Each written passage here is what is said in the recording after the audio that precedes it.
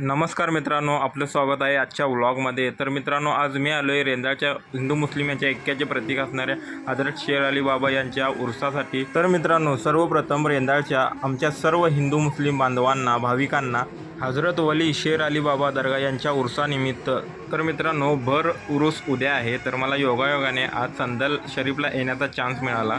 तर मित्रांनो, पाहू शकता तुम्ही सर्व मित्रमंडळी, भाविक, बाहेरगावाहून आलेले पाहुणे कार्यक्रमाचा खूप आनंद लुटत आहेत, आनंद घेत आहेत। तर पाहू शकता तुम्ही चाचा चिरमुरे उधळत आहेत, किती एन्जॉय करत आहेत।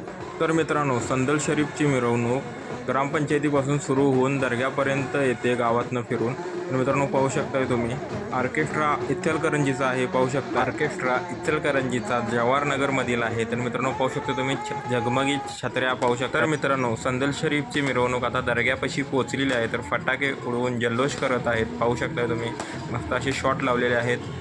तर फटाक्याची माळसुद्धा लावलेली होती। तर मित्रांनो, आता मिरवणुकीची सांगता झालेली आहे। तर पाहू शकता तुम्ही दर्गा कशी मस्त अशी सजवलेली आहे। घुम्मट पण पाहू शकता तुम्ही मस्त असा सजवलेला आहे।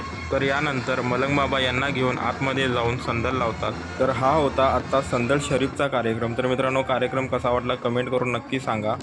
तर मित्रांनो, हा आहे दुसरा दिवस। दुसऱ्या दिवशी कव्वालीचा छान असा प्रोग्राम ठेवला होता। भर उरसाचा दिवस आहे हा। तर पाहू शकता तुम्ही खूप अशी गर्दी जमलेली आहे कव्वाली पाहण्यासाठी। तर मित्रांनो, कव्वालीचा प्रोग्राम छान झाला, मस्त असा आनंद घेतला, मस्त वाटलं एकदम।